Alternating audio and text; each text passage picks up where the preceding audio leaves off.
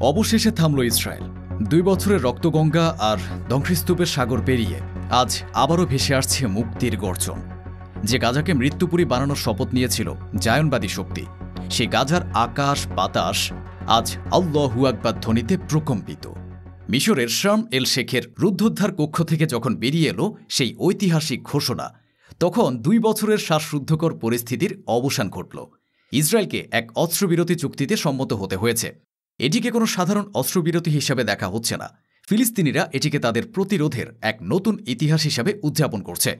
যে খবরের পর আজ রাতে গাজার রাস্তায় নেমে এসেছে হাজারো মানুষ, তাদের চোখে জল, কিন্তু এ জল কষ্টের নয়, এ জল বিজয়ের, এ জল মুক্তির। এই ঘোষণা একদিকে যেমন গাজার আকাশে বাতাসে নিয়ে এসেছে স্বস্তি ও বিজয় উল্লাস, তেমনি ইসরায়েলের রাজনৈতিক করিডোরে জন্ম দিয়েছে তীব্র বিতর্ক ও আত্মসমালোচনার ঝড়। দীর্ঘ 2 বছর ধরে যে ইসরায়েল হামাসকে সমূলে উৎপাটনের সামরিক লক্ষ্য নিয়ে এগিয়েছিল, ঠিক কী কারণে তারা এই অবস্থান থেকে সরে এসে এমন একটি চুক্তিতে স্বাক্ষর করল যা তাদের কট্টরপন্থী অংশের কাছে আত্মসমর্পণের শামিল? এই যুদ্ধবিরতির আড়ালের খেলাটা কী ছিল? আর এই ভঙ্গুর শান্তি কি একটি নতুন ভোরের ইঙ্গিত, নাকি আরও গভীর কোনো সংকটের পূর্বাভাস? আজ আমরা এই প্রশ্নগুলোরই উত্তর খুঁজব। 2 বছর 730 দিন ধরে তারা সর্বশক্তি দিয়ে ঝাঁপিয়ে পড়েছিল, হাজার হাজার টন বোমা ফেলেছে, বিশ্বের সর্বাধুনিক প্রযুক্তি ব্যবহার করেছে এবং গণহত্যা চালিয়েছে বলে অভিযোগ উঠেছে। কিন্তু তারা হামাসকে নির্মূল করার ঘোষিত লক্ষ্য পূরণে ব্যর্থ হয়েছে।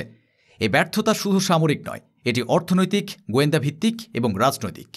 এই যুদ্ধের ফলে ইসরায়েলকে শত শত বিলিয়ন ডলারের অর্থনৈতিক রক্তক্ষরণ সহ্য করতে হয়েছে, যা তাদের অভ্যন্তরীণ অর্থনীতিকে সংকটের মুখে ফেলেছে। ইসরায়েলি সেনাবাহিনীর নিজস্ব থিঙ্ক ট্যাঙ্কগুলোই এখন স্বীকার করতে বাধ্য হচ্ছে যে এই যুদ্ধ তাদের জন্য এক কৌশলগত দুঃস্বপ্নে পরিণত হয়েছিল। হাজার হাজার বোমা ফেলেও হামাসের টানেল নেটওয়ার্কের উল্লেখযোগ্য ক্ষতি করা সম্ভব হয়নি বলে জানা গেছে। তাদের ড্রোন কারখানাগুলো এক মুহূর্তের জন্যও বন্ধ হয়নি। আল কাসাম ব্রিগেড, আল কুদস ব্রিগেড দ্বিগুণ উদ্যম নিয়ে ইসরায়েলি সেনাদের উপর ঝাঁপিয়ে পড়েছে। এর পাশাপাশি ইসরায়েলের গোয়েন্দা সংস্থাগুলো হামাসের শীর্ষ নেতৃত্ব, বিশেষ করে মোহাম্মদ ইসমাইল দারবিশের মতো ব্যক্তিদের অবস্থান শনাক্ত করতে সম্পূর্ণ ব্যর্থ হয়েছে, যা তাদের গোয়েন্দা শ্রেষ্ঠত্বের অহংকারকে ধুলোয় মিশিয়ে দিয়েছে। ইসরায়েলি গণমাধ্যমের রিপোর্ট অনুযায়ী তাদের নিজেদের সিনিয়র কর্মকর্তারাই নাম প্রকাশ না করার শর্তে স্বীকার করেছেন যে হামাসকে নির্মূল করা একটি অবাস্তব লক্ষ্য।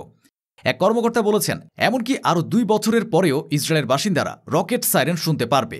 অর্থাৎ তারা বুঝে গেছে এই লড়াইয়ের চূড়ান্ত বিজয় সম্ভব নয়। নেতানিয়াহুর যুদ্ধকালীন মন্ত্রিসভার ভেতরেও তৈরি হয়েছে তীব্র মতবিরোধ। ইতামার বেন গভীর এবং বেজালাল স্মোট্রিচের মতো কট্টরপন্থী মন্ত্রীরাও এ যুদ্ধবিরতিকে আত্মসমর্পণ বলে আখ্যা দিয়েছেন, যা নেতানিয়াহুর রাজনৈতিক ভবিষ্যৎকে আরও অনিশ্চিত করে তুলেছে। বিশ্বের সর্বাধুনিক মেরকাভা ট্যাঙ্ক যখন প্রতিরোধের আগুনে কাগজের নৌকার মতো ভেসে যাচ্ছিল, তখনই লেখা হয়ে গিয়েছিল এই যুদ্ধের ভাগ্য। বিশ্লেষকরা বলছেন, মুক্তির সংগ্রাম তাদের রক্তে যে আগুন জ্বেলে দিয়েছে তা কোনো আয়রন ডোম দিয়ে নেভানো সম্ভব নয়। ইসরায়েলের গোলানি ব্রিগেডের সেনারা যখন যুদ্ধক্ষেত্র থেকে দেশে ফেরার খবরে আনন্দে আত্মহারা হচ্ছিল, তখন তাদের চোখে পরাজয়ের লজ্জা ছিল না, ছিল প্রাণে বেঁচে ফেরার স্বস্তি। ফিলিস্তিনিদের সমর্থকরা এই দৃশ্যকে প্রতিরোধের নৈতিক বিজয় হিসেবেই দেখছেন। যে প্রধানমন্ত্রী নেতানিয়াহু একদিন হুঙ্কার করে বলতেন যুদ্ধ বহু মাস চলবে, আজ তাকেই ঈশ্বরের দোহাই দিয়ে বলতে হচ্ছে ঈশ্বরের সাহায্যে আমরা সবাইকে ফিরিয়ে আনছি। যে নেতানিয়াহু হামাসকে নিশ্চিহ্ন করার শপথ নিয়েছিল, আজ তাকেই গাজার ফিলিস্তিনি প্রতিনিধি খলিল আল হাইয়ার সাথে পরোক্ষভাবে এক টেবিলে বসতে হয়েছে। সামরিক বিশ্লেষকরা ঘটনাটিকে অকল্পনীয় প্রতিরোধের কাছে ইসরায়েলি সামরিক দম্ভের এক নজিরবিহীন আত্মসমর্পণ হিসেবে দেখছেন। এই চুক্তিকে হামাসের নেতৃত্বে তাদের বড় একটি বিজয় হিসেবে ঘোষণা করেছে। হামাসের পক্ষ থেকে এক বিবৃতিতে দাবি করা হয়েছে যে এর সংঘাতের মাধ্যমে তারা দেখিয়েছে যে বিশ্বাসের ইস্পাত কঠিন মনোবল আর অদম্য প্রতিরোধ দিয়ে বিশ্বের অন্যতম শক্তিশালী সেনাবাহিনীকে নতজানু করে দেয়া যায়। এ যুদ্ধে ফিলিস্তিনিরা শুধু সামরিক শক্তি প্রদর্শন করেনি, তাদের প্রকাশিত ভিডিওগুলোতে দেখা যায় তারা মনস্তাত্ত্বিক যুদ্ধেও ইসরায়েলকে অনেকটাই পিছিয়ে দিয়েছে। বিশেষজ্ঞরা জানান, আল কাসাম ব্রিগেডের মিডিয়া শাখা নিয়মিতভাবে ইসরায়েলি ট্যাঙ্কে ইয়াসিন 105 অ্যান্টি ট্যাঙ্ক রকেট দিয়ে হামলার ভিডিও প্রকাশ করে ইসরায়েলি জনগণের মনোবল ভেঙে দিয়েছে। হামাসের রকেটগুলো যখন ইসরায়েলের আকাশ প্রতিরক্ষা ব্যবস্থা আয়রন ডোমকে ভেদ করে তেল আবিবের বুকে আঘাত হানছিল, তখনই বিশ্ব বুঝে গিয়েছিল এ লড়াই এক পেশে নয়। অবরুদ্ধ একটি উপত্যকার ভেতর থেকে কিভাবে এমন রকেট তৈরি করা সম্ভব, কিভাবে তাদের পাল্লা 200 কিলোমিটার ছাড়িয়ে যায়, এ প্রশ্নের উত্তর খুঁজতে গিয়ে পশ্চিমা বিশ্ব আজও হয়রান। হামাসের নেতা ইজ্জাত আল রিস্ক এক বিবৃতিতে বলেছেন, এই যুদ্ধবিরতি আমাদের জনগণের মহান ত্যাগ এবং কিংবদন্তি তুল্য ধৈর্যের ফল। আমাদের প্রতিরোধের শক্তি এই বিজয় এনে দিয়েছে। দখলদাররা গণহত্যা চালিয়ে যা অর্জন করতে পারেনি তা তারা আলোচনার টেবিলেও অর্জন করতে পারেনি। এই একটি বাক্যই তাদের আলোচনার কৌশলকে স্পষ্ট করে দেয়। পর্যবেক্ষকরা মনে করছেন তারা আলোচনার টেবিলে নিজেদেরকে পরাজিত পক্ষ হিসেবে নয়, বরং একটি শক্তিশালী অবস্থান থেকে উত্থাপন করেছে। স্কাই নিউজ আরাবিয়া এবং আল আরাবিয়ার রিপোর্ট অনুযায়ী চুক্তিতে রয়েছে একটি পূর্ণাঙ্গ যুদ্ধবিরতি, গাজার 70% এলাকা থেকে ইসরায়েলি সেনাবাহিনীর পর্যায়ক্রমিক প্রত্যাহার, মানবিক সহায়তার জন্য 5টি সীমান্ত ক্রসিং অবিলম্বে খুলে দেওয়া এবং জিম্মিদের বিনিময়ে হাজার হাজার ফিলিস্তিনি বন্দীর মুক্তি। বিশ্লেষকরা বলছেন এই চুক্তির প্রতিটি শর্তই একটি মনস্তাত্ত্বিক বিজয়। বন্দি বিনিময়ের শর্তগুলো বিশেষভাবে তাৎপর্যপূর্ণ, কারণ মুক্তিপ্রাপ্তদের মধ্যে দীর্ঘদিন ধরে বিনা বিচারে আটক থাকা শত শত ফিলিস্তিনি সদস্য রয়েছেন, যাদের স্বাধীনতা ফিলিস্তিনিদের কাছে বৃহৎ প্রতীকী গুরুত্ব বহন করে। এর চেয়েও বড় বিষয় হল গাজার 70% এলাকা থেকে সেনা প্রত্যাহারের বিষয়টি, যা ইসরায়েলের ঘোষিত নিরাপত্তা অঞ্চল বা বাফার জোন তৈরির পরিকল্পনাকে সরাসরি বাতিল করে দেয়। তবে এই চুক্তির সবচেয়ে শক্তিশালী দিক হিসেবে দেখানো হচ্ছে আন্তর্জাতিক জামিনদারদের অন্তর্ভুক্তিতে। অতীতে বহু চুক্তি স্বাক্ষরের পরেও ব্যর্থ হয়েছে শুধু বাস্তবায়নের অনিশ্চয়তার অভাবে। এবার আমেরিকা, কাতার, মিশর ও তুরস্কের মতো দেশগুলোর উপস্থিতি ইসরায়েলের উপর এক ধরনের কূটনৈতিক চাপ তৈরি করবে, যা চুক্তি মেনে চলতে বাধ্য করার ক্ষেত্রে বড় ভূমিকা রাখবে বলে মনে করছেন পর্যবেক্ষকরা। এই প্রতিরোধের চেয়েও তেল আবিবের জন্য বড় দুশ্চিন্তার কারণ হয়ে দাঁড়িয়েছে বদলে যাওয়া বিশ্ব। বিশেষ করে যুক্তরাষ্ট্রের রাজনীতিতে বদলের যে ঝড় উঠেছে তা ইসরায়েলের জন্য এক ভূরাজনৈতিক ভূমিকম্পের সমতুল্য। লন্ডন, প্যারিস থেকে শুরু করে নিউ ইয়র্কের রাস্তায় ফিলিস্তিনিদের সমর্থনে যে জনসমুদ্র দেখা গেছে তা পশ্চিমা সরকারগুলোকে তাদের নীতি পুনর্বিবেচনা করতে বাধ্য করেছে। আমেরিকার বিভিন্ন বিশ্ববিদ্যালয়ের শিক্ষার্থীরা যেভাবে ফিলিস্তিনের পক্ষে দাঁড়িয়েছে তা এক নতুন প্রজন্মের জাগরণের ইঙ্গিত দেয়। যে ডেমোক্রেট শিবির বরাবরই ইসরায়েলের নিরঙ্কুশ সমর্থক ছিল, সেই দলেই আজ ফিলিস্তিনের পক্ষে উঠেছে জোরালো কণ্ঠ। মার্কিন কংগ্রেসের তরুণ আইন প্রণেতারা যেভাবে ইসরায়েলি বর্বরতার বিরুদ্ধে দাঁড়িয়েছেন তা ছিল নজিরবিহীন।